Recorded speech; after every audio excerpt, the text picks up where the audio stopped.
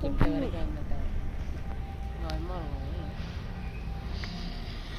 பாரு எவ்வளோ பெரிய விளக்கு எங்க அதான் இதுவா? அல்ல இல்லை, அது பெருசு. மெதுவாக இருங்க. அங்கே இருங்க கிணறுக்கு. அது கிணறு. இது புளிய மரம் தானே?